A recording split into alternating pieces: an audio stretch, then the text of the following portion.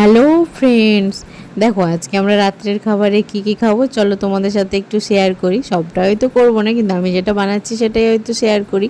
তো আমি এখানে এগ ভুজি দিয়ে ছোলার ডাল বানাবো, কারণ রুটি দিয়ে আমাদের বাড়িতে খেতে এটা সবাই খুব পছন্দ করে।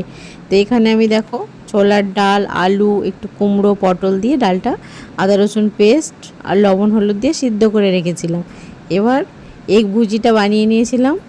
আমি তার মধ্যে দিয়েছিলাম তেল, সর্ষের তেল, পাঁচফোড়ন, পেঁয়াজ আর টমেটো একটা, আর ডিম দিয়ে দেখো মশলাটা ভালোভাবে কষিয়ে নিয়ে আমি ছোলার ডালটা দিয়ে দিলাম। এবার এটা একটু ভালোভাবে নাড়াচাড়া করে নেব, একটু ভালো করে কষিয়ে নেব। কষিয়ে নিয়ে যে সামান্য পরিমাণে একটু জল দিয়ে দিলাম। দেখো এটা যতক্ষণ না ফুটে উঠছে ততক্ষণ আমি একটু ভালোভাবে নাড়াচাড়া করে নিয়েছি, আর তার সঙ্গে দিয়ে দিলাম ডিম পোচ করে, 4টে ডিম পোচ করে আমি দিয়ে দেবো। কারণ ডিম পোচটাই ঝোলের সঙ্গে দিলে খুব টেস্টি লাগে খেতে। তোমরা একবার অবশ্যই করে দেখো, খুবই ভালো হয় খেতে। আর ঢাকনা দিয়ে আরও আমি 5 মিনিট বসিয়ে রেখেছিলাম। তারপরে দেখো গ্যাস আমি বন্ধ করে দিয়েছি। একদম আমাদের ছোলার ডাল ডিম দিয়ে তৈরি রেডি হয়ে গেছে।